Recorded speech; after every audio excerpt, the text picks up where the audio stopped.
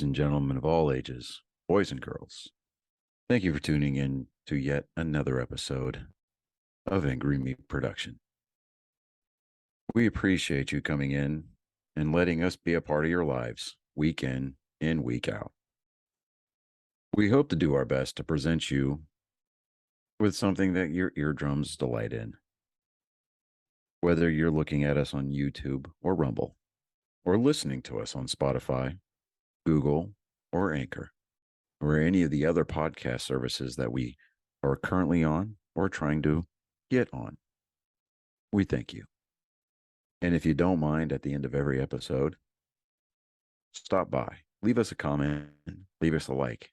If it asks for 5 stars, we'll take 5 stars, even if you don't like us. 5 stars are what it's all about. With that being said, we hope you enjoy our attempt to make our advocation our vocation. Ladies and gentlemen, let the games begin. We here at Angry Me Production want to thank our sponsor, Mobile Notary Mindy. She's certified with the National Notary Association. She's also bonded and E&O insured. She offers a wide range of services including wills, powers of attorney, medical documents, healthcare proxies, living wills, certification of trust, assignment of personal property, HIPAA waivers, advanced healthcare directives, and 99 verification. You can find her on Facebook, TikTok, and Instagram at Mobile Notary Mindy. You can also visit her webpage at TexasMobileNotaryMindy.com. That's TX, MobileNotaryMindy.com. Thank you so much, and enjoy the show. Welcome, Angry Faithful. Today on What the Hell, we have a plethora of people here. 2 comedians, 1 promoter, and 1 musician. We got Greg Duran. I'll just go Duran. I don't care about the legal. He can deal with the legal aspect of it, not me. Chris, Jason Jobst, and Cynthia Anderson. Cynthia's gathered us all here today for some uncommon reason. What are we even doing here? I don't know. You just said, hey, you want to do Sunday? That's a good question. I almost didn't make it. I think we scheduled this on, wasn't it like last Sunday, David, when I was like, hey, let's do this. And you were like, yeah, let's do it. And then everybody else was like, Cynthia, what are you doing? It's too early. Like, you got to give us notice. Yeah. And then since it was a Sunday, I didn't write it down in my calendar, and had Chris not called to tell me about a crazy rabbit hole, I would have forgotten completely myself. So I'm glad we're here because it's been entertaining already. Yeah. Since I just interjected there, I'll introduce myself. I'm Cynthia Anderson, owner of Texas Brew Radio and the Texas State Songwriters Championship. Yep, got to do it backwards. This guy over here is Jason Jobst. Jobst.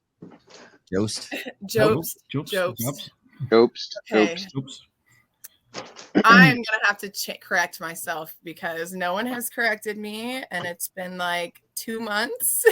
So, Jason Jobst. There you go. You got it. Chris Crawford up here. Yep. And backwards again, Greg. Yeah, there you go. And the reason we're all here is because we have an amazing event that's coming up January 13th at the Hilltop Barn in Cleburne, Texas, which is about 40 minutes outside of the stockyards. We were reached out to by that venue because we had posted our vision on what we wanted to do with our organization of the Texas State Songwriters Championship. And they were like, Cynthia, you don't have to wait 20 years to make that happen. We have the space, we have the property, we have everything you need, and we're waiting for you. And so in the midst of the chaos of the Texas State Songwriters Championship, I said, let's do it. And we turned our 1-day event into a 3-day event, and we had an amazing time at Horace Hall and Hilltop Barn. And we are excited to be able to utilize that property and that location to be able to help the downtown stockyards, support the artists, and bring people to the area. Because a lot of things in the stockyards between taxes and all of that, everything is super, super expensive. Just in the week that we hosted our Songwriters Championship, there was like 3 or 4 venues that closed down that were unexpectedly closed in Fort Worth. And so being able to, pull my connections that I spent the last 20 years creating and pull all these networks together and pull all these other platforms together that have the same vision as us and be able to create a space that really does care about the artist and the entertainment. I mean, that venue is like $2,000 a night to rent out, and they are giving us the venue to help promote the Songwriters and help support the local community. Like just this event on January 13th out at the Hilltop Barn, Jason Jobst. I'm just gonna Get it wrong again, but that's okay. Jason Jobst is he does a lot to work with Forever Homes Pet Rescue. I've seen him post several events that he's done in collaboration with them, and they are a Fort Worth nonprofit. So being that we're in Cleburne, we want to support Cleburne nonprofit, but since they are in Fort Worth and we have some of our shows already in Fort Worth, that's where the Texas State Songwriter Championship home is. That's where our major events are. Since he works with them, we decided that we are going to let them collect the monetary part of it, but we're also going to do a pet supply drive for the 2 local nonprofits that are coming, which would be Mutts Galore, which has puppies that they're bringing out for adoption, and then Foundation of Caring Animal Supporters, which has kittens that they're bringing out for adoption. Both animal rescues are located right there in Cleburne. So that's 2 local charities and another one that we're able to support just in this first show. That's pretty exciting. And I'm even excited.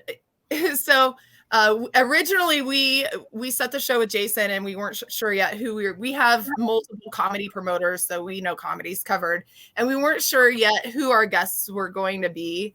And I've talked to Jason knows for sure that as this has started coming together, it's just like missing puzzle pieces just keep getting put in place, and it's been just beautifully working out. So I find out from Mike with MSMP. Did I say that right? Or is it MSPN? MSPN, Mike Shields Production Network. See, dyslexia, gotta love it. So he reached out to me and told me that Chris was coming. And so I'm like, hey, Jason, guess what? We found out, Chris is going to be the comedian. And then Jason filled them in on what you thought when you first saw that Chris was going to be. When I saw his name. Yeah. Yeah. So I saw his name as Crawford, and it's interesting. So several years ago, I started to do my lineage and everything. My grandmother is a Crawford, and so I was able to delve down into that. And Crawford's a Scottish name, and it's a pretty powerful, strong clan. One of my great grandfathers was, well, first off, William Wallace's mother was a Crawford, and so that means that her brother and her sons, nieces, nephews, stuff like that, fought with him to free Scotland. So those would be both of our, I guess, both of our great grandfathers. So, but it's kind of cool how my grandmother was a Crawford and then he was a Crawford. But I let them know that, and Cynthia was like, "Whoa, that's pretty cool." Right. Well, actually, what Cynthia said was that's really cool because next year we can host a Scottish Heritage Festival with the two of you and make a huge production out of it. Oh, you know what? There's a weird fact, and it would be an odd celebrity like cameo, right? Because if you had me at that, I will tell you that I am, since 2012, the holder of the fastest indoor marathon run by a man wearing a kilt. Yes, it's very specific. It was not broken; it was set, and nobody else wants it, so it's mine. Did you go full Scottish? Did you wear underwear? No, it turns out those kilts are heavy. I'd have come back a lesser man after 26 miles.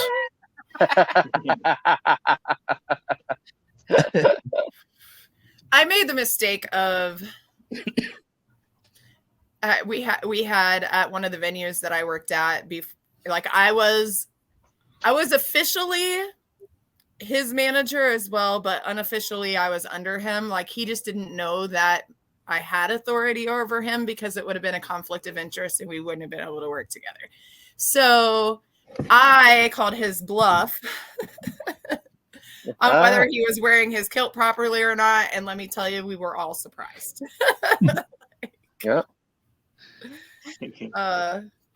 Definitely interesting. But we can, with the connections that we have, we could absolutely host some sort of like reenactment, like whole throwdown festival of something of that sort. And we encourage, like, if you have ideas of events that we can host out at the barn, or you have people who normally host events who are looking for locations, absolutely send them to us. We have March 16th, there's going to be a midget wrestling thing with a live band going on. That's actually also the same day as our female songwriter championship, Songwriter of the Year contest at Horace Hall, which I just got off the phone, which is why I was almost late to this, with the owner of Horace Hall. And so they have an annual crawfish boil, and it so happens that it falls on the same day. So from like noon to 5, the day of the female songwriters contest at Horace Hall, there's going to be the catfish or the crawfish. That's a very different thing, Cynthia. The crawfish. Yeah. I don't want boiled catfish. I'm good with that. They're like, yeah, we're not coming. But the crawfish boil is happening the same day. So to get into the crawfish boil, it's a $20 general admission fee. And then they're going to have crawfish available by the pound. If you purchase a ticket to see the Female Songwriter of the Year competition, you're going to get a voucher for 2 pounds of free crawfish. So you can buy that $20 admission to go see the Songwriters competition, get the $20 admission to go to the crawfish boil early and just enjoy. They have like an all you can eat, and they have all you can eat something. I don't know all the details yet, but I do know that there's going to be bands during the day, and it's going to be a lot of fun, and they can go early and get a voucher for 2 free pounds. So. Okay. So what were you going to say, Craig, after the Scottish stuff? Who, me? Yes. Oh, nothing. Oh, actually, well, I was going to point out that he actually has a really good picture of himself wearing that kilt. Chris Crawford. Oh, really? Yeah, I'll make this in stuff. I'll send proof. Yeah, so, for real. Good picture. You don't have to put on OnlyFans, right? No. I do have to go live on Clapper, though. No, but there is like a lot of talk that, comedians. That sounds like a D&D. There is like a lot of talk. Like if comedians want to make it in this business, they got to wear a dress at some point. And Chris has already done that. Hey, it's a warrior skirt, okay? Yeah. Chris was telling me, and like, so the Texas State Songwriters Championship at the beginning of the year was just a songwriters contest. And the end of the year, it was a whole organization and movement. And it's about mental health awareness and breeding a network of people who are in the entertainment industry to support other people that are in the entertainment industry, regardless of whether they're in radio or whatever aspect, comedy, music. And so me and Chris were talking about how hard the journey is for entertainers in general, period. And how like you can be a musician or you can be a comedian, and they're people when you're struggling are going to tell you the same thing they tell a stripper: go get a real job. What are you doing with your life? And so we were talking about the difference in being a musician or being a comedian. And Chris was like, well, being a musician, you hit that one lick people like, and they're listening to that once a week, at least, every day. And for the first couple of days, they're listening to it, for once an hour, that one song, that jam. He said, a comedian, you get how many times they're going to listen to you, how many times excited about it. Oh, you can tell them the joke that'll make them fall off their couch. But after their third time hearing it, they never want to hear it again. Because there's this big reveal, like you hit them with this twist, because it's pretty much a setup. You set the premise, And then what really pulls that punch is the twist, because they don't see the twist coming. And because there's that surprise element that went somewhere that they did not expect it to go after you've already led them to believe it's going somewhere else. That's the setup punch. So once you've already given them the reveal, they're never going to see that joke the same again. That's like a magician showing you how they did the trick. Once you know how the trick is done, it's no longer the same. So a song, if he plays Piano Man, the whole room's going to sing Piano Man with him. But if I tell one joke by Seinfeld, my career is over. Yeah, there's a lot of what was it? I was looking at something that they were talking about joke stealing and how you could do it. Like if the person's dead, you're just redoing the whole joke, but you're saying, "Hey, this is a joke." From, like I think it was like what was Red? It was old Stanford and Son. Who is the main actor for that? Stanford and Son. Yeah. Oh my goodness. I'll think of it in a second. It should be. I should have that stuff. Red Fox. Yeah, Red Fox. You could do a Red Fox joke, but you just have to say, "Oh, it's like this is an old joke from Red Fox." Do the joke. It's not really stealing because one, he's dead. He's not going to use it anymore, and you're just basically revamping his stuff.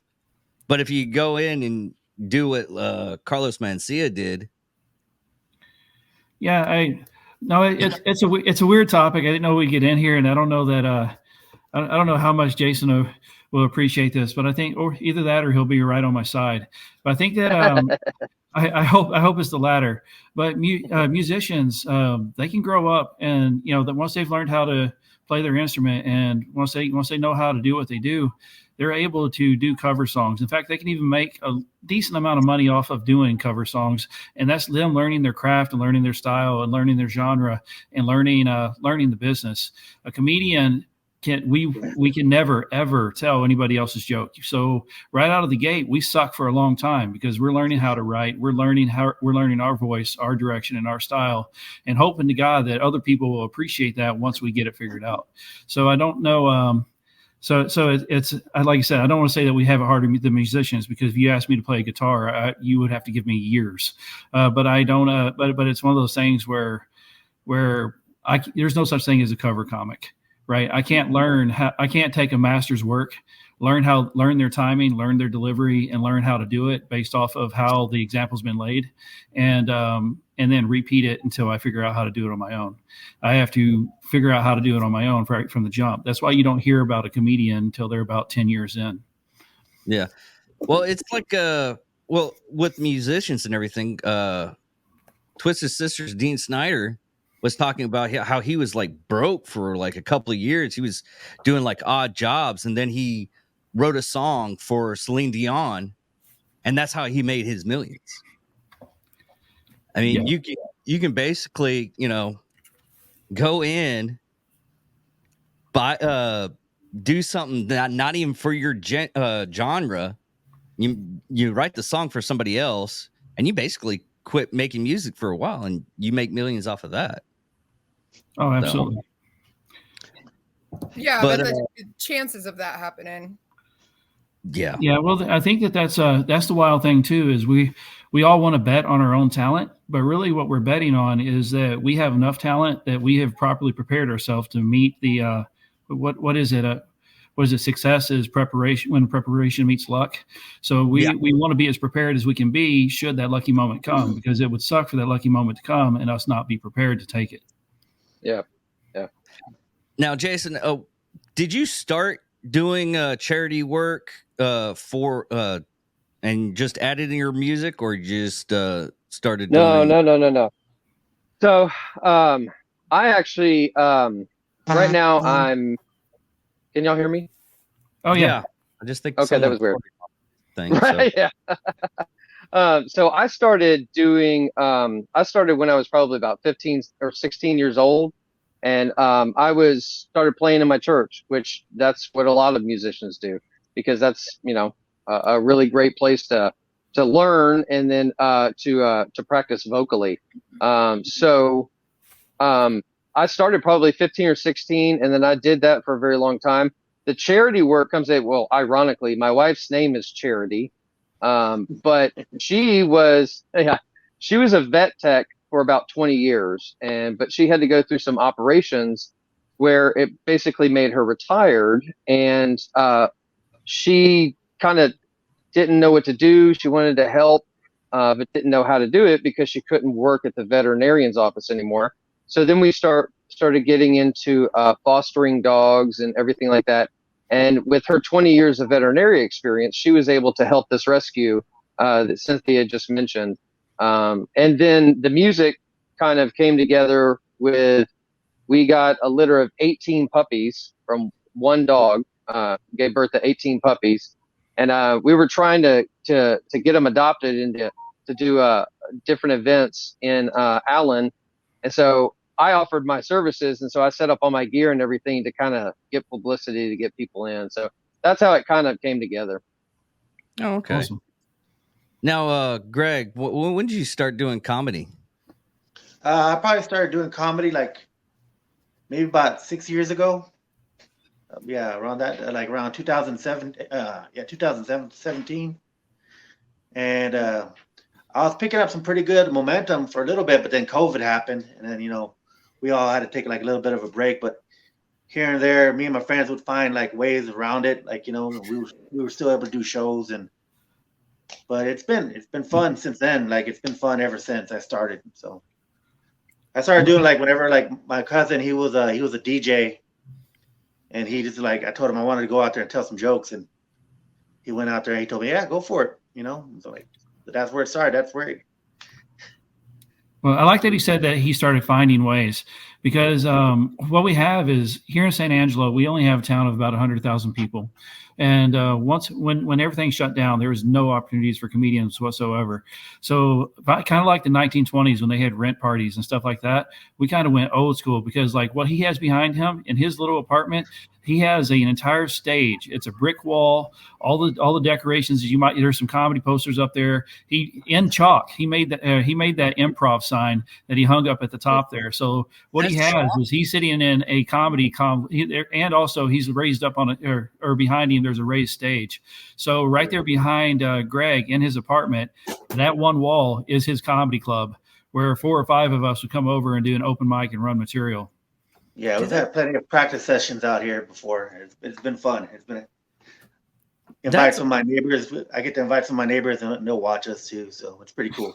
That's awesome, man. I keep on remembering stuff, but I just can't remember names and everything. But there was a comedian back in the 70s that did the same thing. He ended up making a movie. Eddie Murphy did like a Dolomite. Dolomite was the name of the movie. Dolomite. Yes. He ended up like doing comedy and is doing the recordings and everything in someone's house, and ended up making a small amount of money so he could actually do a movie. I mean, it's just once you have some kind of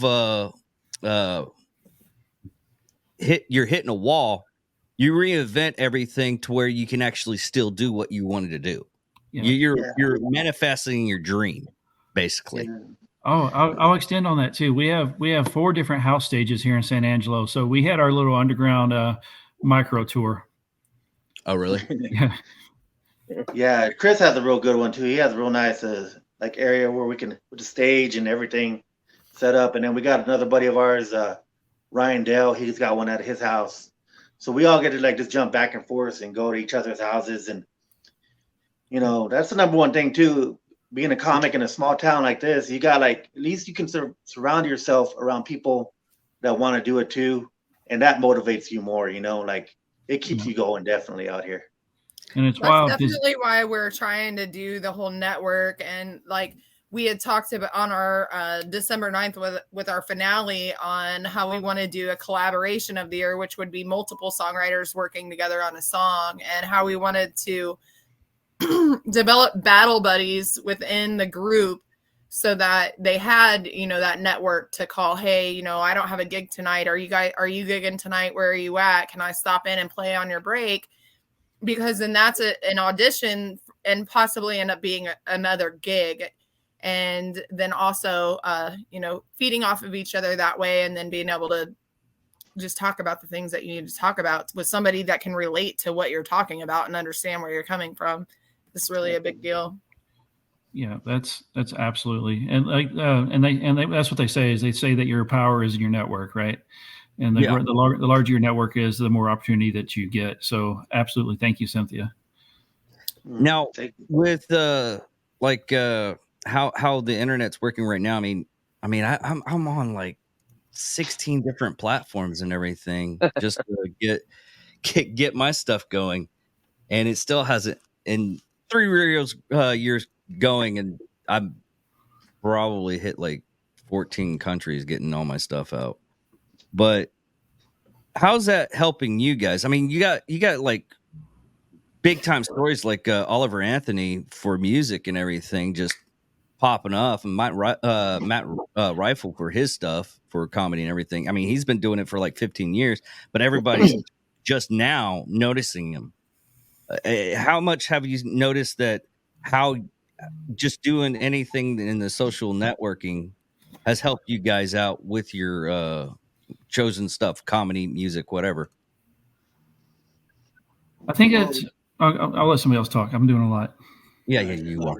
I was gonna say like it does help out being on like podcasts and anything, because it's helped me get like out of town gigs. People that have actually been able to watch your podcast and they see, hey, Greg Duran, let me look up his social media, and all right, yeah. I've been out to like San Antonio, a little bit further than what I'm used to, but it's because of social media. It helped me out a lot so far. So I like it. I like being on anything I can get on. Yeah, we need to get you on Clapper, because that app, like, it's a free speech app. A lot of our artists have gotten on there. We have an amazing support group and support network on there. Jason's been on there since November 4th and has over 5,000 followers. Like, to be able to do that on Facebook is hard. Like, it's going to take you like a year, and then something crazy is going to have to happen. I mean, the Leaf Shively Band are an exception. They started the year off at 2,000 followers. They now have 44,000, but they have a lot of things going on. And that's another thing that we aim to help the artists with is social media presence, because being able to, like, Clapper Force is set up to where you have to post videos. You can't just text what you want to say. You have to say what you want to say. And so that's helping artists with speech development and presentation.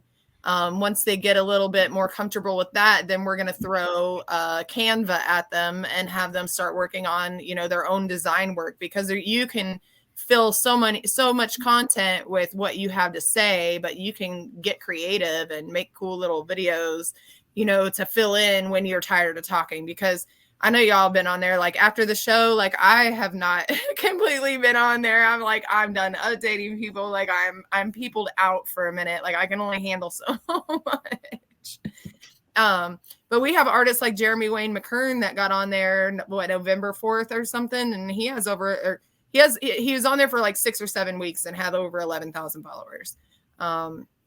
Great opportunity, and it's set up like a website. Like, you can literally sell your t-shirts right there on the app. You can set up subscription tiers to where they can contribute monthly. So like $5 a month, okay, you get put in a raffle to win a free sticker once a month. What's that going to cost you? 35 cents? They paid $1. Like $5 a month, you get put in a raffle to win a free download, whether that be a digital file of comedy or a digital file of music.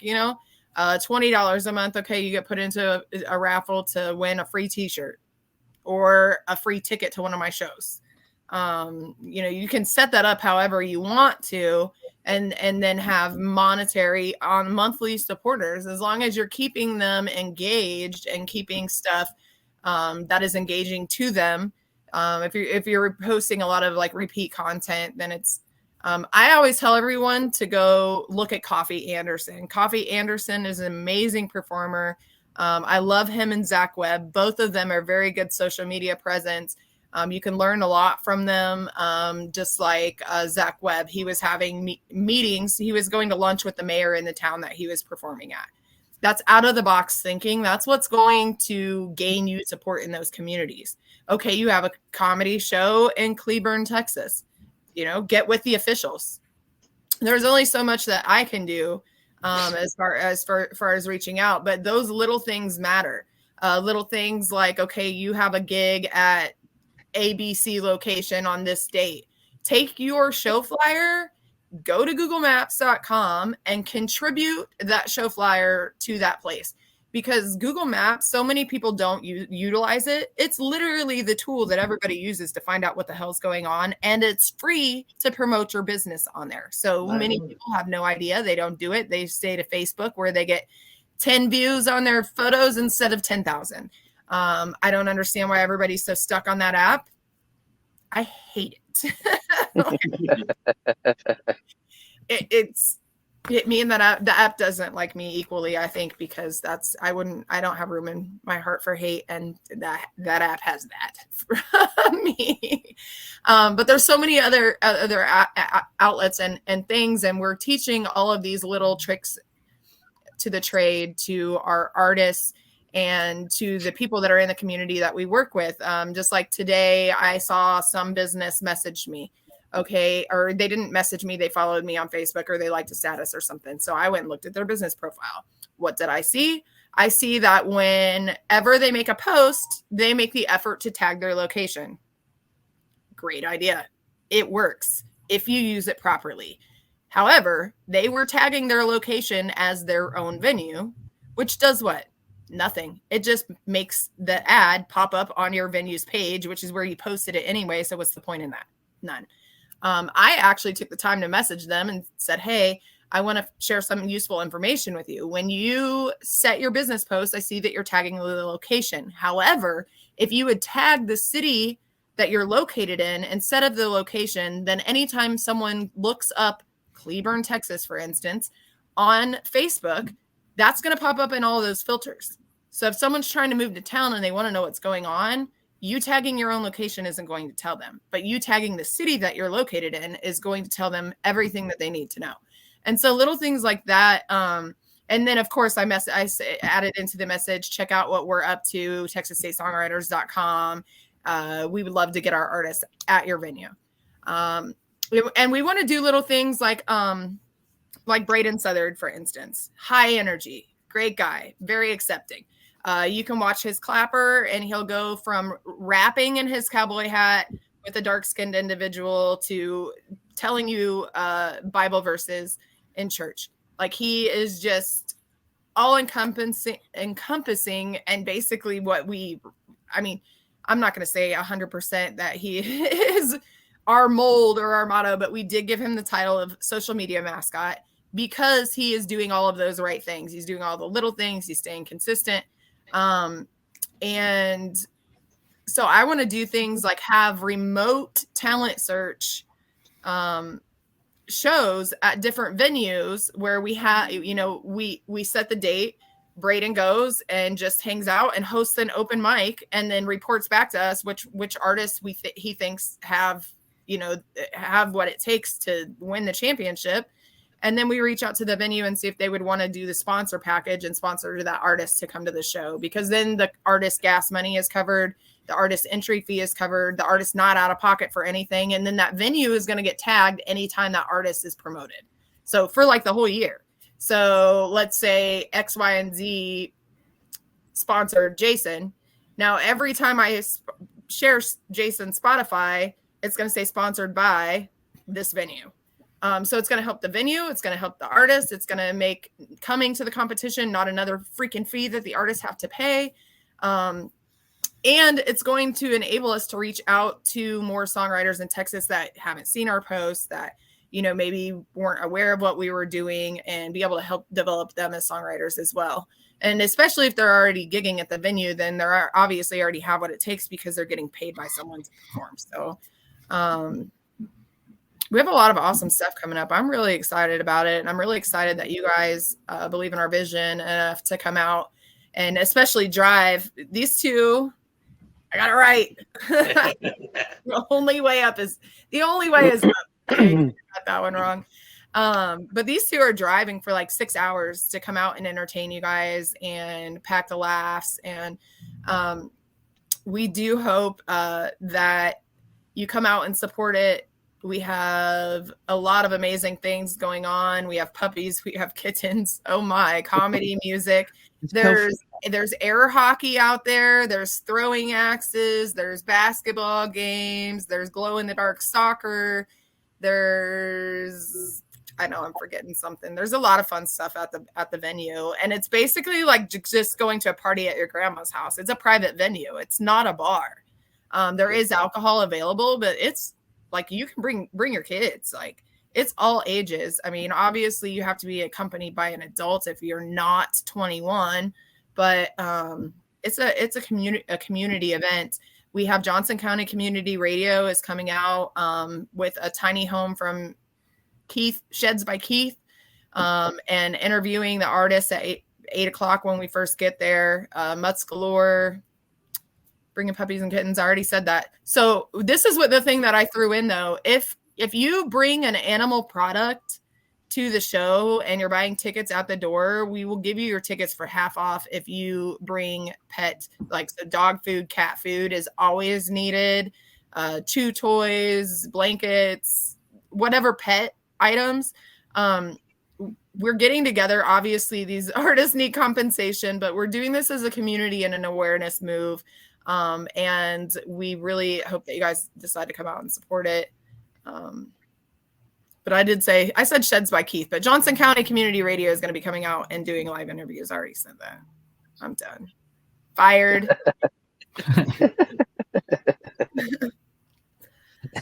Tickets are available. TexasStateSongwriters.com/events. Chris has a bunch of corny jokes for you. Oh my God, you don't know. I think I posted the video in the event. As long as you don't have to do like a 30-minute set and you're very underprepared for it and you just get up there and just wing it, you should be good. No one in this this like area would do something like that to somebody. Would you, Cynthia?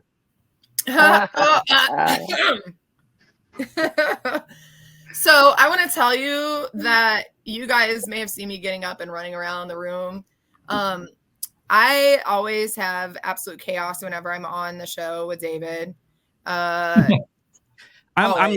literally got two episodes where I'm basically a pain in her ass. Yeah, no, 100%. And it's on video feed, unfortunately, because he posted that stuff. So he has a video of me digging in my shorts because we were sitting outside on the bar patio and a bug flew all the way in to my shorts. And I felt it on my hip. And then I was like, he saw me brush it. And I was like, cool, I'm good. Like, I don't know what that was, but it creeped me out, because it touched my skin and it was probably a bug. And then all of a sudden I felt it. And I was jumping up off that bench. And I'm literally hands all the way down, get this thing out of my hands. I have no idea what's even in my drawers. And he is just laughing so hard. Because the time before that, it was on the same bench, but we had been sitting out there for a while and it was a lot warmer and I had leggings on and I had tried to scoot over closer to the mic and ended up with like 1,000 splinters in my backside, which I was still picking out of my backside at 2:30 in the morning when I was trying to close the bar. Those are my experiences on the show. I tried to shut the window because the kids decided that the kids started playing their instruments out in the garage. So I tried to shut the window and knocked my energy drink on the floor. It's been eventful over here. I'm sorry you missed the fun. No. I got it. Hold clips. On. Oh gosh. I'm done with this whole something wanting to be in my ass shit. I have a bug down the back of my fucking head. I'm so glad I got this on video. We're digging This is fucking hilarious. She's literally chugging in her ass. Oh my god! I thought I felt something. Did you see me put my hand back there a minute ago? I was like, no, there's something biting my fucking ass right now. That was good. Hey, it's posted again, by the way. Do what? He said he just posted it again. Oh Yeah. Lord. Oh man, yeah, epic. There's always been some sort of shenanigans every time I've been on this show. Yeah, last time she came over here, I had her because I got like an axe and a metal case. I made sure that she was on the other side. She's like, "You want me to sit over here?" Yes, because there's like sharp objects, and you could die from this stuff. She's like, "What do you mean by? How many times have we been on this, and something's almost killed you?" Oh, yeah, right. Yeah. You got a valid point there. Yeah, I was like, bubble wrap. I need bubble wrap. Yes. Yeah, especially. Well, it's the whole reason why it's like I looked at the calendar. I was like, I can go this weekend. Go to the event, no problem. And then I thought back because every time I go hang out with her, something horrible. We had last time I went to go to the bar with her to go watch a band. It started raining, and I ended up helping out the band, moving all their electronic equipment into their.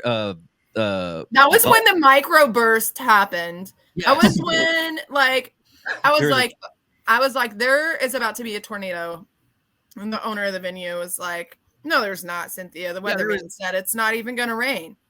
And I was like, "Do you have tarps? Because my band is outside. They are going to need to cover their stuff." And I had just sent them there as a referral because after my last venue experience, I'm just not really booking anything around here.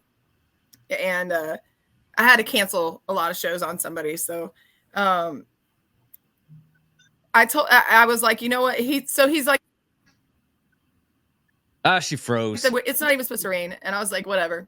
And I was like, "It's not my show. I'm not worried about it," because the band manager had come over and asked me to worry about it. So I was going to worry about it. And so then I was like, well, it's not my problem. I asked him if he could at least find some trash bags. 5 minutes later, I'm sitting over on the bench and I look over to my shoulder and you can see the rain coming down across the field on its way. And when I had first pulled in, I saw three shelf clouds stacked on top of each other. My boyfriend was like, "Oh, that's going to make an amazing backdrop, all the lightning in the background of the band." And I was like, "Yeah, until it rains." Yeah. So I look and I was like, "Yep, not going to rain, but I'm taking my ass inside." And so I grabbed all of the crowd that we had. There was like 5 beers and I was trying to carry them. And I got like halfway and all my hair just whipped around my face, like both directions and in the beer. And I was like, I can't even see to walk and I don't have any free hands. So I somehow made it in the bar and set everything down. And then I went to go back out to help. And when I opened the door, I saw the rain was going sideways. And I was like, yep, not my job. And my boyfriend and David had stayed out there to help. Well, I was standing there and then someone came in with a microphone and they were like, "Hey, I think the microphone got wet." And they shook it and sprayed me all over the place. And I was like, "Yeah, I'm going to say that that's definitely wet. Yeah. Give it to me." I was frustrated at this point because I had tried to avoid this. And then David and the owner and everybody else walk in and they look like they had jumped in a swimming pool and came out the other side and then walked in the bar. Like, not even kidding. And I just looked at them and I was like, "Hey guys, it looked like the rain missed us." And the owner was so mad. He was like, "Cynthia, you need a different job." He's like, "They said it wasn't going to rain."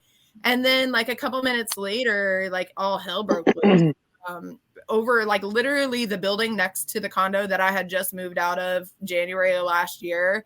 Just, it looked like somebody set off a bomb. Like the whole grocery strip mall was sitting on top of the venue next door. Like it just, and they said it was a microburst, which is like a very rare thing, but basically it is the equivalent of a bomb going off. I was like, yeah, that was crazy. That was definitely a crazy experience. And this Christmas, my week I had off, I went down to go to another podcast to visit with those guys because they were doing like a big Christmas thing. Started hanging out with this couple, started talking to this beautiful woman, and we'll get back to that one. Well, I ended up helping them out because the girlfriend was like, "Hey, can you like help me put my boyfriend into the Uber?" I was like, "Yeah, sure, no problem. You know, I'm not drinking. I gotta go home after this." I get them in the Uber. I was like, "Hey, y'all have fun. Hope y'all make it home. I'm gonna go use the restroom. Go use the restroom. Come back outside. Have a cigarette. And everybody is outside. I'm like, man, what's everybody doing out here? What's the Uber driver doing out of it? Oh no, the Uber driver was drunk. Hit the one of the hostess's wife vehicle. Cool. I ended up getting the couple stuff, moving it out of the Uber again. I talked to the couple, and I was like, "Hey, where y'all coming from?" She's like, "Well, we live in North Carolina." It's like, I'm not driving to North Carolina. And they're like, "Well, we're visiting his mother in Round Rock." I was like, "Oh, that's on the way to freaking Wichita Falls. I'm good. I'll take y'all home." So, but I ended up taking them home. It's just every time I go out, it's either a hassle and halfway there. But the beautiful woman that I was talking to, her name was Audrey. And then when I got home, I started like trying to look her up and find her. I found her. Y'all guys know who Corey Chase is? Corey Chase. Yeah.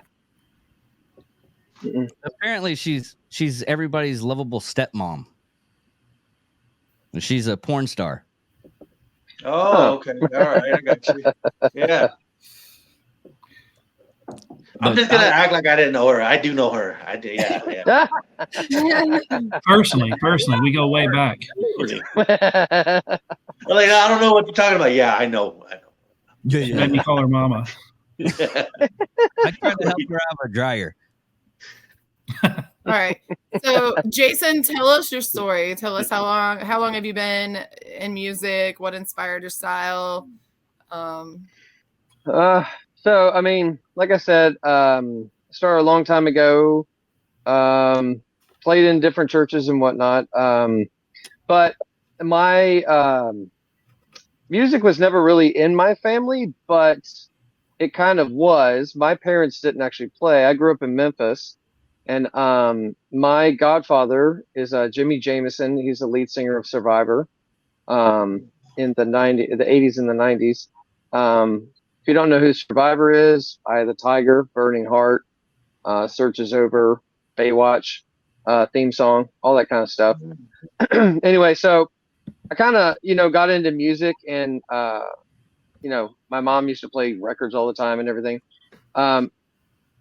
When I met my wife, she brought me here to Texas, and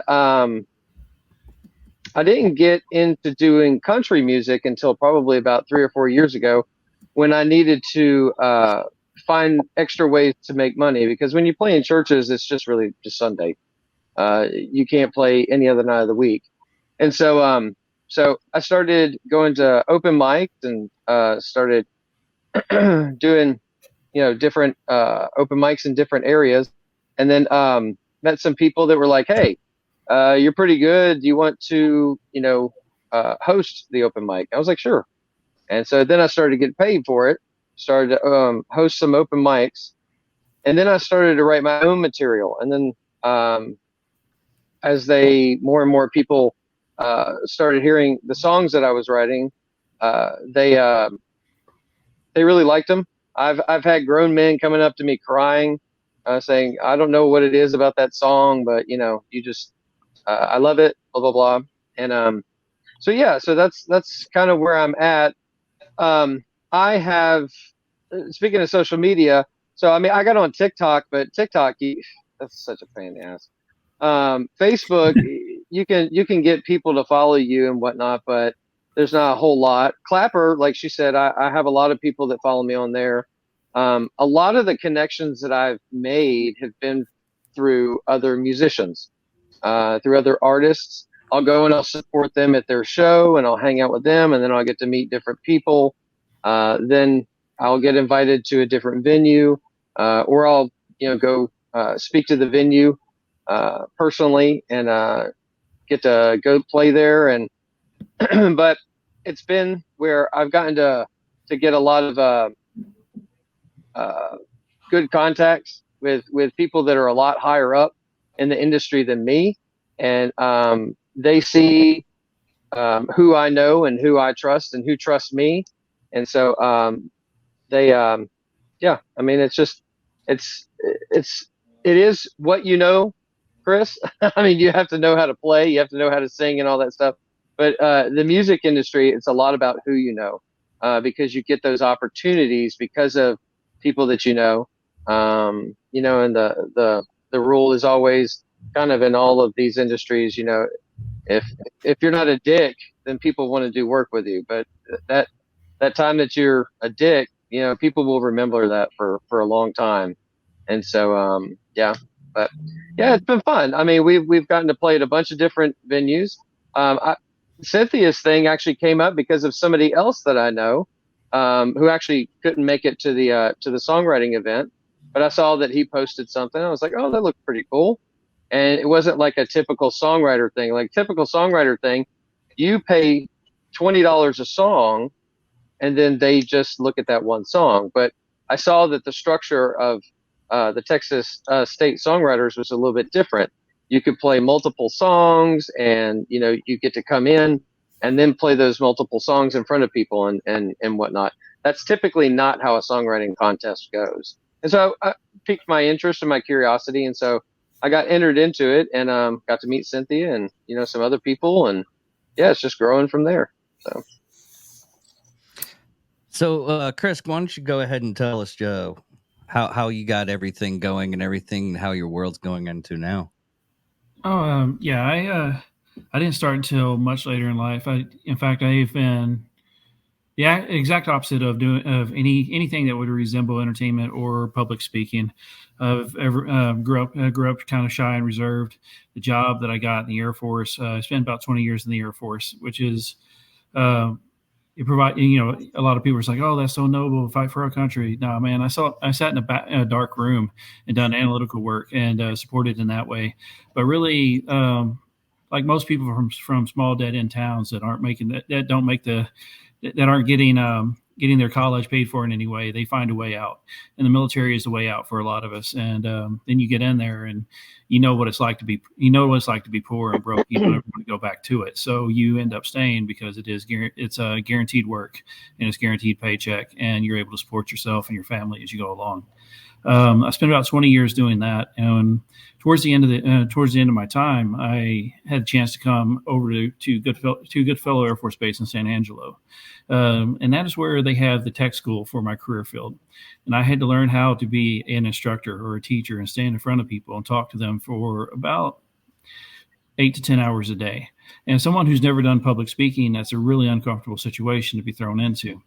During that time, I was going through the basic instructor course, learning how to do some of this stuff. I was reading Howie Mandel's book, and Howie Mandel, he made all this seem really easy. He's just like, I went to an open mic on a dare. I got up on stage, and then I was asked to be the host next week, and then I was on a radio, and everything led to another opportunity. Like every single thing he just said yes to. So he went from like on a dare to a host to a radio personality to General Hospital to Let's Make a Deal to now AGT. It was just like pop, pop, pop, pop. All you had to be willing to do was put in some work and say yes. It turns out it's a lot harder than that. But it did inspire me to at least give it a go. And there was nothing in San Angelo for that. There was no there was open mics, but only like truly gigging professional musicians. And if you're a comedian, like the comedian gets on stage, and all the band members and their friends went outside to smoke with them. So the comedian was standing in front of an empty room. It was horrible. So what we did is I had a chance to go down to Killeen, Texas, and while I was there on a Wednesday night, I drove up to Austin, and I did an open mic. And I think I stood for 4 minutes. I didn't vomit, didn't puke, got some smiles, and I really wanted that for San Angelo when I came back. So I set it up. I pushed out a lot of emails, did a lot of phone calls. Nobody wanted it because comedy's bad for business for the most part. And unfortunately, and particularly at the level that we're playing at and a coffee shop said, okay, yes, I think that would be nice to have, but we are very Christian and conservative here, and that's our clientele. So we do not want you to be, it needs to be able to fit that. And it turns out a lot of comedians don't want to play that game. They're about their freedom of expression and ability to say whatever they want to say and do what they need to do to get a reaction out of the room. So comedians weren't coming, but I did have a lot of instructors and a lot of students coming from the base that were just learning how to do public speaking. And it really wasn't stand-up comedy at first. It was more or less cool story bro type stuff. And it was fun. It was fun for what it was, but we were getting about 80 people in that little coffee shop every week. So it didn't take long before a music store shook my hand and said, "Hey, we'll uncuff you if you'll bring it over here." And when I went to the music store, they actually, all of a sudden comedians wanted to come out. The comedians that actually had some chops and were able to say what they wanted to say without constraint. And that was, that whole freedom of speech thing. That grown up, the clapper versus. I don't even know the name of the other one now. TikTok. So now you have the grown up version, and everybody loves it. We're able to sell it out, and still in a small community. We're only running one show a month, so we work our ass off writing as much as we can and practicing however we can to go do that one show a month. And we are blowing the doors off the place. A little bit later, and what I think really happened, without being too long in this, is that I was the hub. And I was drawing. I had enough of a crowd to guarantee that when I brought people in, they had a great time performing. So people from Lubbock, people from Midland, people from El Paso, people were all willing to meet in this hub to perform in front of a very large crowd because they knew they were going to have that opportunity. And when you're not in Dallas and Austin and Houston, you don't get those shots. So I became a hub, and I magnetized them to me. And when they got here, then I was able to make those connections. Now, fast forward 3 or 4 years, and now those people recognize my chops and recognize what I've done. And then they began to invite me out to go do things that allowed me to go on the road and start doing the thing. So instead of me traveling and trying to impress everybody everywhere I went, I forced them to come to me. And that's how I met them and shook their hands. And then eventually they invited me to go out that way. So so we went very, very micro and then macro. And now I'm able to tour around and do it pretty well. I've been at it for about 8 years, and I've been in most of the flyover states, driving around, being paid way too little, but getting my chops and growing my craft. So I'm excited. I'm excited for what we have going on with Cynthia, and I look forward to next week. What was your MOS? I was Air Force, and I was a 1-in-1 Alpha. So a 1-in-1 Alpha is geospatial intelligence analyst. So I sat in a dark room and I looked at stuff that I couldn't tell anybody about. Didn't they give that to the Space Force? Coincidentally, I teach that school, and it's still mostly Air Force, but I think our our satellite-based assets, I think will go that way. But as long as we still have a U-2 and a Reaper and things that fly within the airspace, I think that we'll have that. So it's going to be a little bit of a divide, and I can imagine that MOS or AFSC will be split. Okay. Yeah, I was services. I was the Air Force too. So I was just it's kind of curious stuff when you find that like a lot of military people go to comedy. I mean, Chris Owens, Navy, he was MP. Damn it, he was on the Chappelle Show, and he was the Air Force security forces. Can't remember his name. The guy who does. What? A lot of them do go to comedy or music. Honestly, are you a veteran as well, Jason? No. Okay.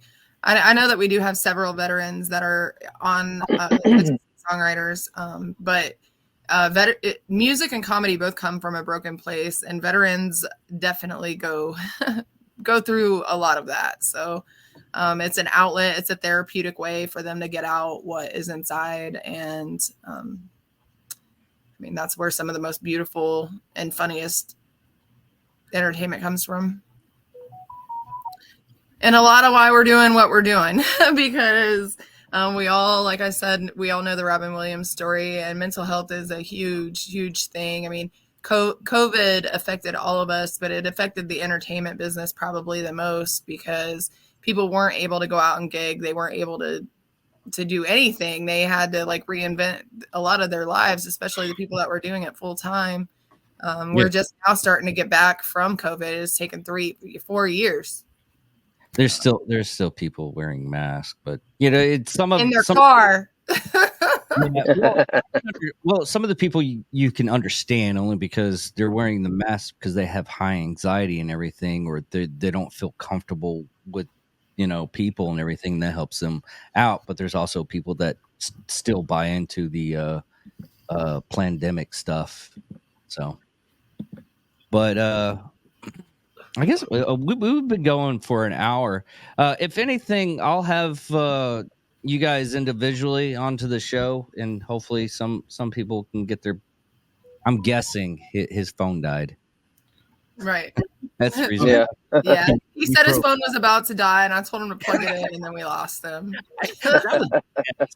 But I'll have y'all guys on individually so we can get, you know, a more in-depth talk with each and every one of you, even though someone threw this together and I just went with it. If it wasn't for Chris, it wouldn't have happened because I forgot all about it. Like I'd be throwing a bunch of stuff together. It's always fun and it usually works out. Yeah. That's why I love doing this type of stuff. Yeah, I have great friends that end up, you know, just through the podcast that I ended up talking to. I have a fan that just messaged all the time on this stuff. I was like, dude, why don't you have it on come on the show? And he was a Marine First Division, and he was in the first initial person in the invasion of Iraq. And it wasn't until like his third tour where he got blown up like 3 times there. I mean, the general that he was toting around was like, "Hey, how many times have you gotten blown up since then?" He's like, "Oh, this is my first IED." He's like, "Well, this is my 6th, so you better suck it up, Buttercup." And I was like, it's wild to hear stories like that because because I guess I didn't realize this for a long time but veterans, like I feel like for the most part we fall in the same grouping, but like I performed in Dallas at a function called Roll Call. They do it once a month, and all of the veterans, they come and they get from all generations. So Korean War veteran, Korea War, Vietnam War, like all the way forward. And they had people from like the Korean War there, and they're sitting at the front table, and they have honor spots, and it's a whole thing. There's like 600 people in there, and every time you sat down at a table, they're like, "Yeah, I had half of my skull blowed off, and they scooped me up and took me home and put me back together." And then like they introduced me as a 20-year veteran, and I'm just like, I don't think it means the same to me as it does these guys, because it's like because when you're sitting at the table, I don't say anything because I'm kind of like you kind of feel like a kid at the grown-up table. Like they're talking about getting blowed apart. And do you remember when that mortar came in and it wounded 18 of us? I was so glad to have walked away, but I would have given my life for any one of those guys that didn't make it. I'm just like, yo. You didn't. I had the same thing happen. I had the same thing happen to me because I did a honor flight with my dad because he's a Vietnam vet, and we flew in there, and there's this guy, older gentleman. He was in a wheelchair, and he was from World War II, but he flew in one of those gliders. Oh wow! Often, yes. And my dad's my dad. And he makes like inappropriate jokes. I swear I get my inappropriate jokes too. But he goes, "Is like, could you imagine being that old and being in the wheelchair?" I was like, "Dad, did you not hear his story? He flew gliders in World War II. The reason why he's in that wheelchair is because his balls are bigger than anyone around here. So just give him that." He's like, "Well, you're right." No, but yeah, it's wild because we want to group ourselves in the same category. It's like, "Oh, you're a veteran. Thank you for your service." And they say that right in front of the guy who was literally fighting with bayonets in Vietnam. And you're just like, this guy, you immediately turn it over to that guy. But I think that, I guess, do you have a loaded response when someone says, "Thank you for your service"? No, I usually, yeah, go ahead. I usually when someone says thank you for my service, it's like I just respond. It's like, no, I did it for you, and I'll just walk away, and it makes them feel better, and it's just one of those good responses and everything. But I was a cook. Yeah. I mean, the worst thing I had to do, and this is like pre 9/11. I went off base to go pick up donuts when I was in Kuwait, and I got shot at. That's my worst experience. When you go in for someone that's gone like, well, I got blown up like 3 times, man. I've got like really, I don't even know if I'm here or not sometimes. Like, it's wild. Hey, but that's crazy though, because you said you're a cook, and like and we downplay that, right? We downplay our spot. But like my grandfather was a cook, and then World War II cooked off, and then he was injured when a kamikaze hit his boat, because he was a Navy cook, and it was like, so like no position is truly safe, I guess. Yeah, I mean, I had a friend of mine that I served with started living here in Wichita Falls from Abilene. And he was talking. I did the same thing. I was like, we were just cooked. He's like, dude, did you not hear that there was a missile strike in Iraq, one of the bases in Iraq, and like 14 people that worked in my career field just died. I'm like, God, you just don't like hear that much, that we're still, doing some crazy stuff, even though we're not considered like, spec ops or 11 Bravo from the Army and all kinds of stuff. I mean, it's sad that I have like 2 friends that worked in the Army, and they were infantry, and one was a mortarman and one was airborne, and I had more of a active career than they did. Yeah, it's really strange to me. So, Jason, you thinking about the name of that naming that beard yet? Oh yeah. We haven't talked about that. We're gonna name it Hijinks. Hijinks. No, Hijinks. Everybody says that I look like Cody Jinks, and I have my hat on and sunglasses, and so my friend of mine, he would introduce me as Tall Jinks, but then Casper McQuaid. He's a friend of mine. He knows Cody, and he's like, yeah, but he's a lot taller than Cody, and so he's like, why don't we call him Hijinks? So I call my beard Hijinks. All right, that's good. That's way better than what I had for you, because I was like, if you get food in it, I mean, it already looks like a Wookiee. We can call it Chewy. Yeah. I'm glad we established that. Now we can address his beard by its name. So Hijinks.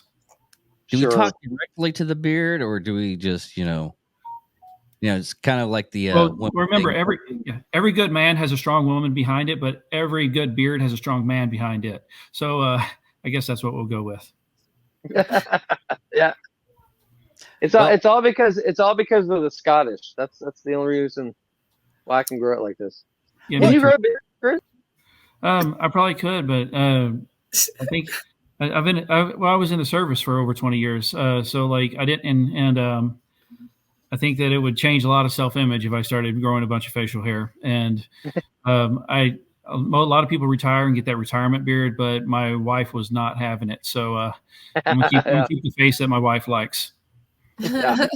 My wife told me so at one point I own my own business. And so when you own your own business, you can do whatever you want. You can grow your hair long, beard, whatever. And so my wife said, you can have a long beard and short hair, or you can have long hair and a short beard, but you can't have both, because when you have both, you look homeless. So I was like, well, I went ahead and went with the short hair, so that people wouldn't keep putting money in my coffee cup. But do you find the problem? Or do you find that you get mistaken for homeless anyway? I think that I think most artists do, because we walk around, or I don't know if you do, but like every now and then, like I found myself, I was in Akron, Colorado. All right, Akron, Colorado, and I was up there and I was walking to the venue because it was like it was like -4 degrees, and I wanted to know what it was like to walk in cold weather because I live in Texas. So like, and by the way, that was a mistake. It was only a block away. I thought I was going to die. But anyway, I'm walking and I'm running my set in my head, but I'm also lipping it, maybe even saying it audibly. Now I'm in a 1977. I'm in like a 1977 old field jacket because I picked one up at a flea market, and I'm a stranger in town, and I'm walking like this, and I'm muttering and talking to myself. The only thing I was missing was a push cart with my stuff.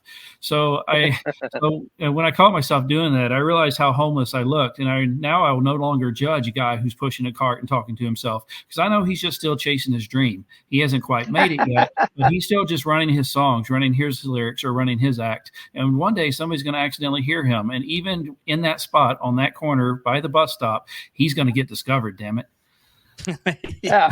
Have you seen how Jamie Johnson looks now compared to the way he used to look when he went to Nashville? Completely different man.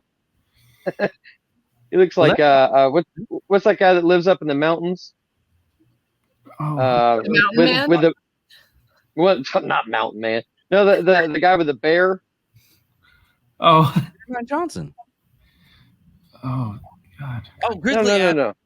Yeah. He looks like Grizzly Adams. Yeah, That's funny. It happens to us. We write songs. We go crazy. Yeah. But didn't that happen? That's how Jewel ended up, because she was homeless for a while, and she ended up doing coffee shops and everything, and then she finally got paid. Yeah, I all that always sounds inspiring, and then then I find the real truth of it is just because people are like, The Rock only had $7 in his account and then he blew up. I'm like, I don't know. Now then you talk about Sylvester Stallone, and he's just like, I was homeless and I had to sell my dog, and I finally wrote a script and it got picked up. Okay, that's all sounds super inspiring.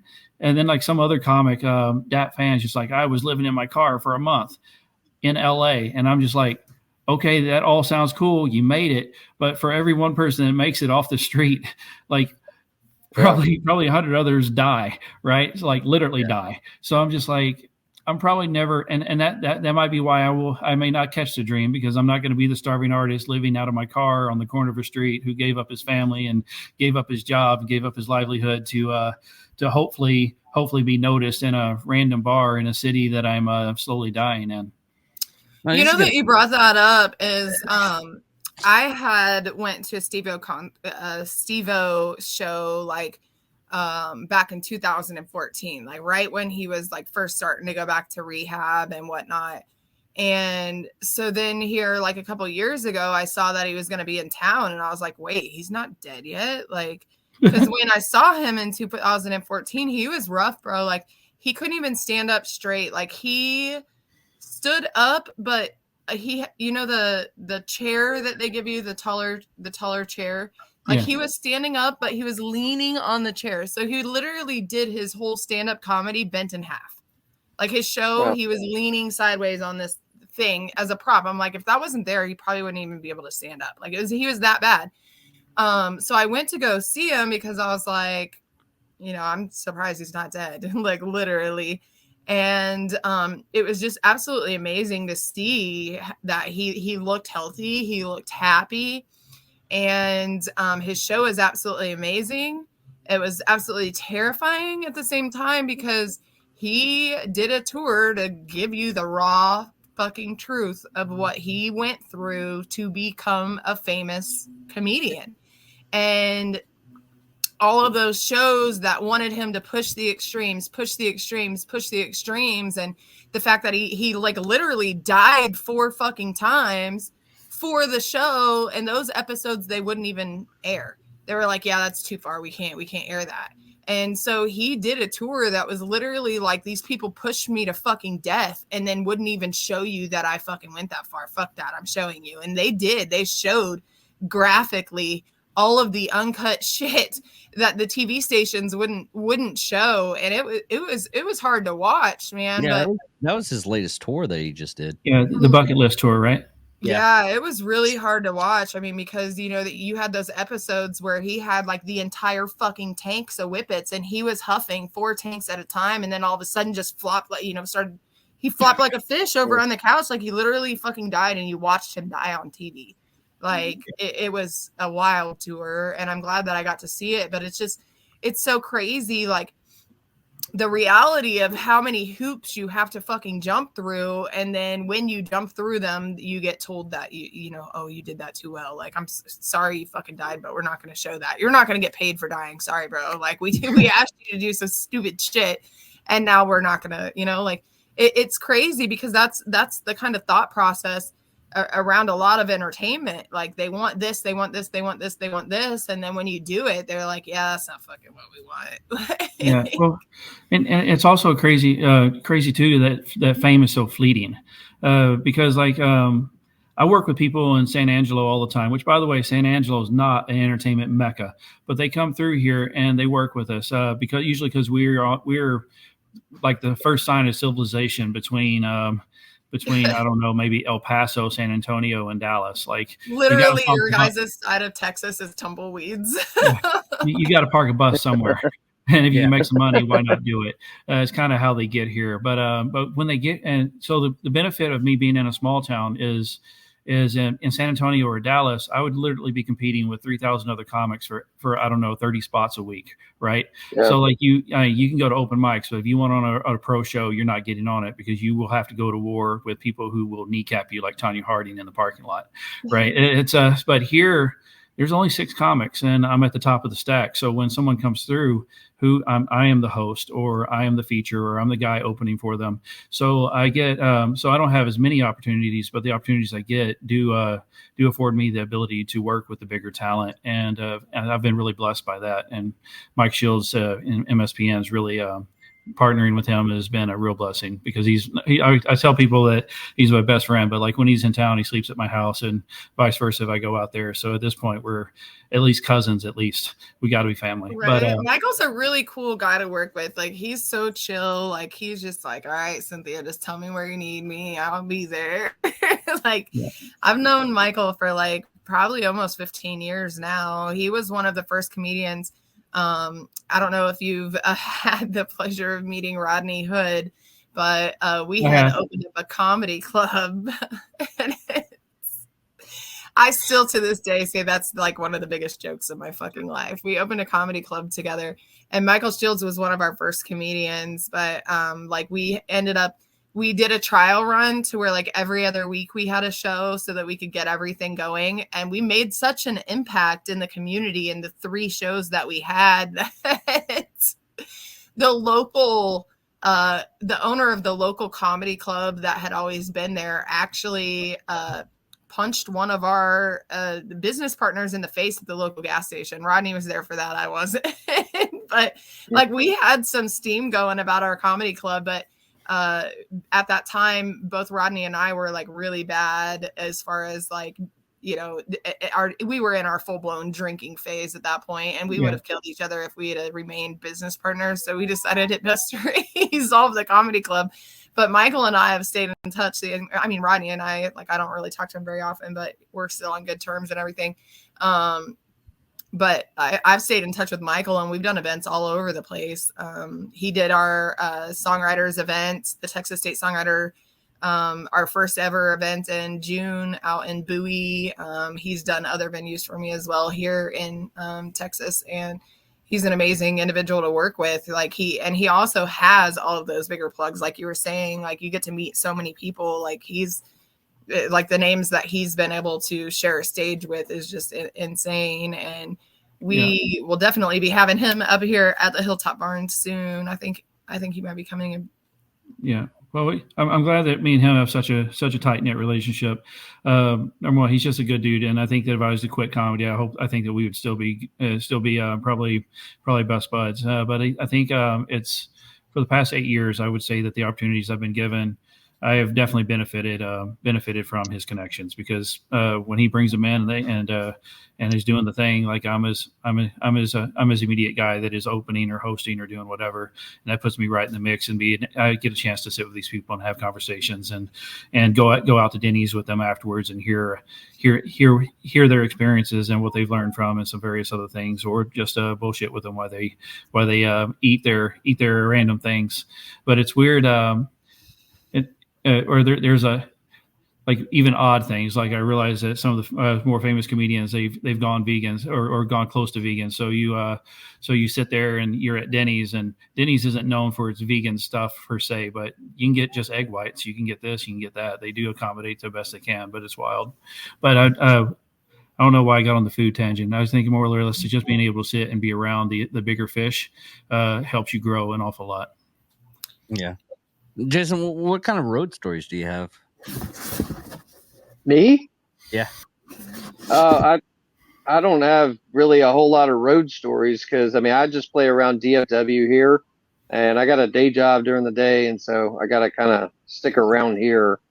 So I didn't do the whole reason why I didn't move into doing music like in clubs and restaurants and everything is because since my godfather was pretty famous, I saw how he wasn't at home a lot, and I knew that if I got into that industry, I wouldn't be at home a lot.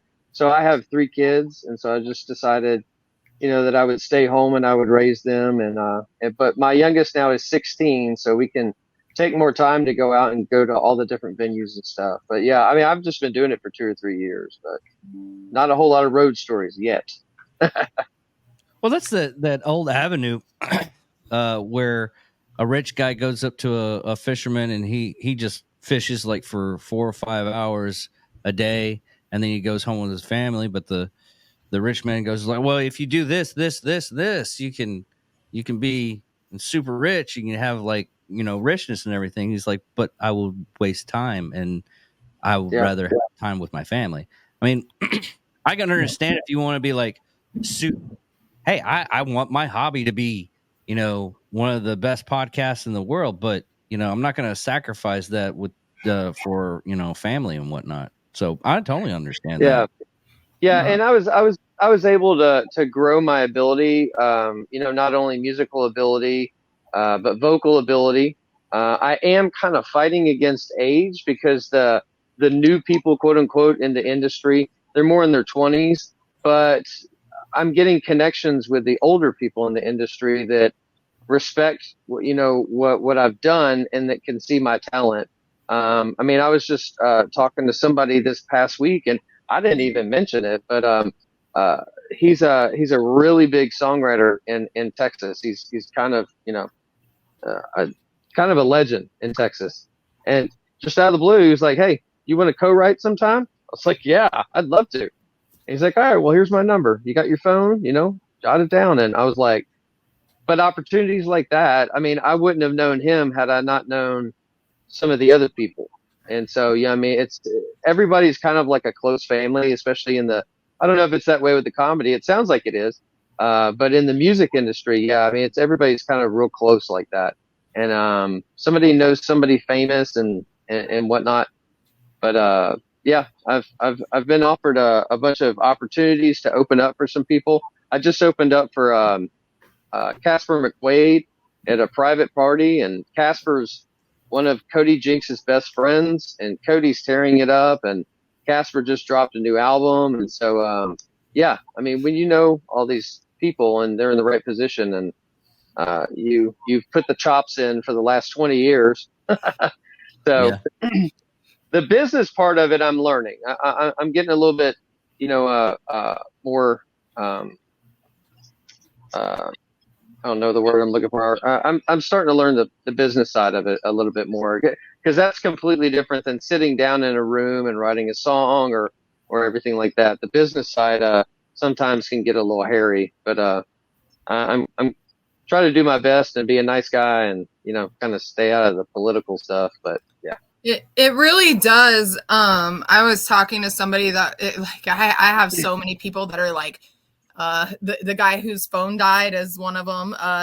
Chris is another one. Like, they're like, well, you just be you're good at what you do. Just be our booking agent. Just like be like, and I did that. And it is such a political freaking thing to do, because, you spend 2 or 3 months tracking down this booking manager for this venue, and you finally get, 2 or 3 dates. And then one artist goes in and he's in a shitty shitty mood, and all of a sudden, you know, nobody in your team is allowed to go back to that venue again, because that's how it works. It's not an easy business. There's a lot of that's one of the things that I loved about working with Banded when we did the event at Horace Hall, because all the emotion and all that other crap is not involved in the situation. It's kind of basically like you have a divorce mediator. You know, here's me. I want this show to be amazing. Here's the venue owner. He wants this show to be amazing. Our ideas of amazing might not be the same, and our ideas of how to come around bringing upon amazing might not be the same. And if we try to negotiate with each other and make each other see our side of the story, it's just going to be a bunch of conflict like you would in a divorce hearing. But if we both have, you know, we realize that we agree that we disagree, and we say, hey, Destiny, can you help us figure out a resolution? And boom, she's like, hey, well, you sound like an idiot and you sound like an asshole.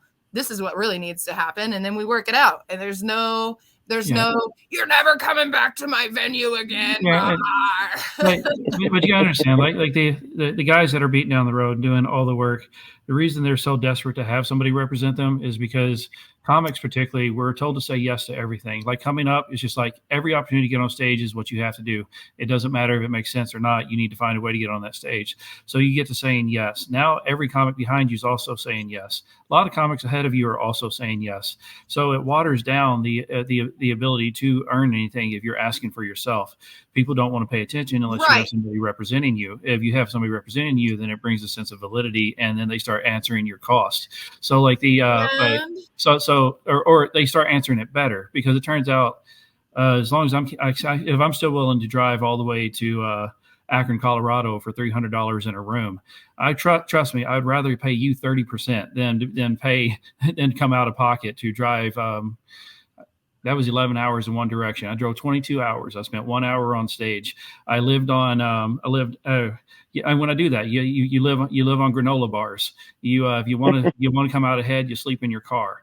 So you become a homeless person for the next 48 hours if you want to go do that 1 hour show to be a headliner and grow your chops.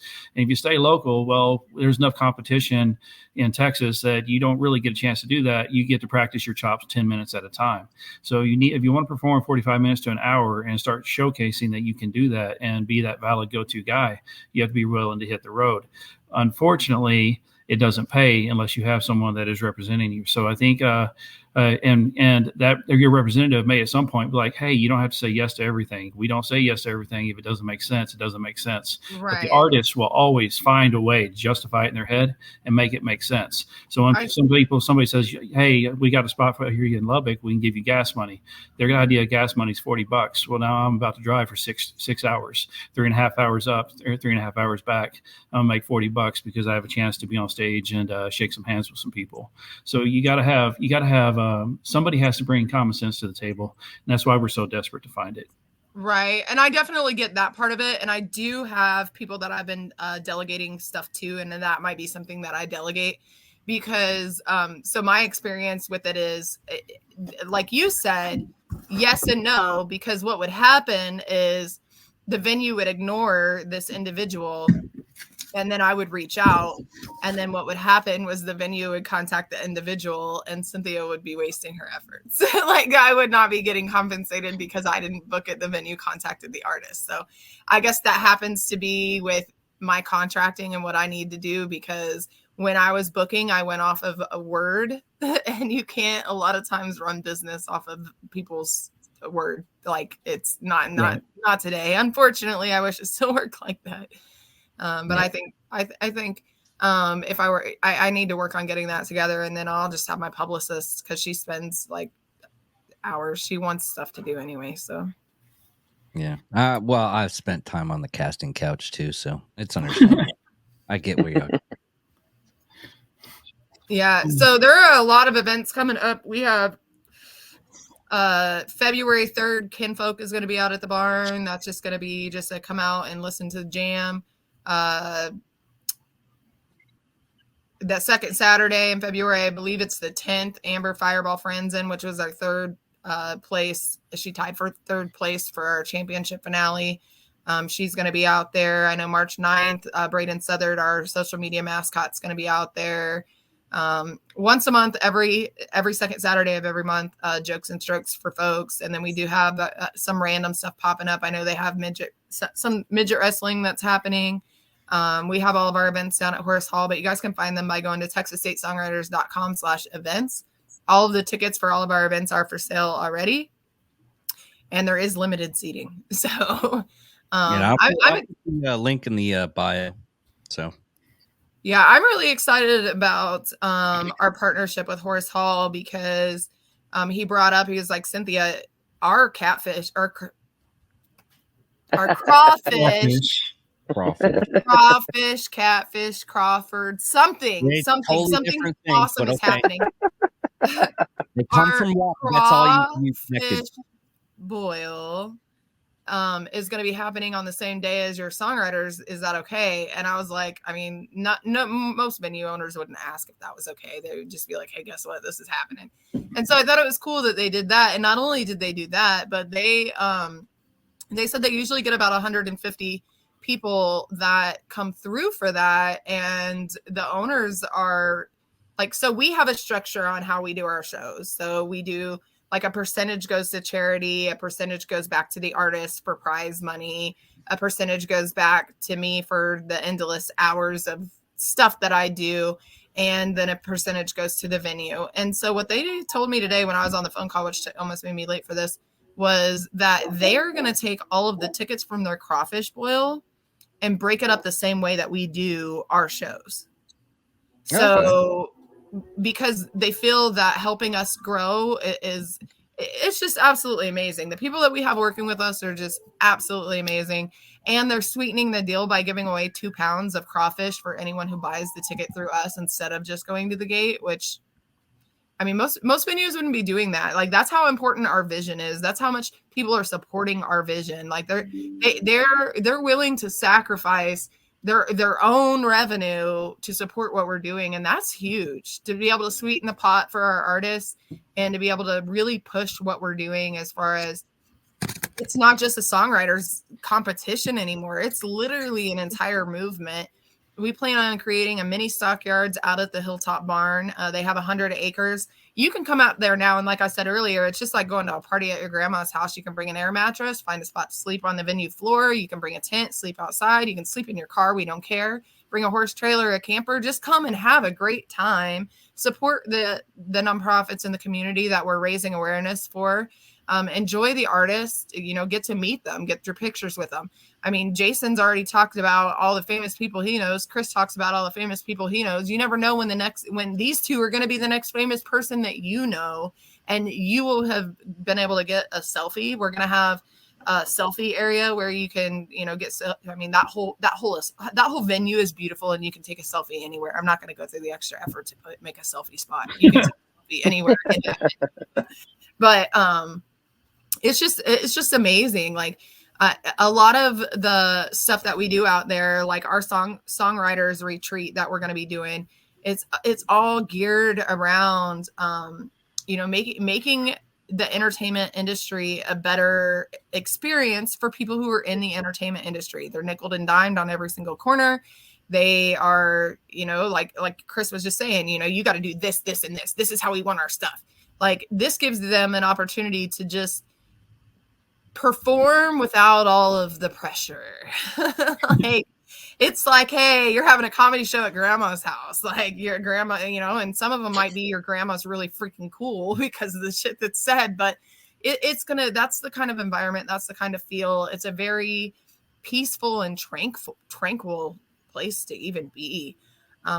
We plan on, like I said, making a mini stockyards, having a square out there with tiny homes around the square where we have vendors, and we plan on making a village of tiny homes to where anyone that's in. So, like, let's say Chris is playing the homeless comedian gig, and he doesn't have any pets or any kids, and he's solo. Why would he have to pay $800 to $1,200 a month to stay somewhere? He could just come stay in our little entertainer village. And, $400 or $500 a month. I'm not sure exactly, but everything included, be in a network, like literally live in a community that supports the arts. That alone is going to do so much for so many people. And we want to turn that If you guys hear the screaming in the background, it's because we ran over our time and the Cowboys game is on. We have I might have lost my train of thought. I was like, oh, that was loud.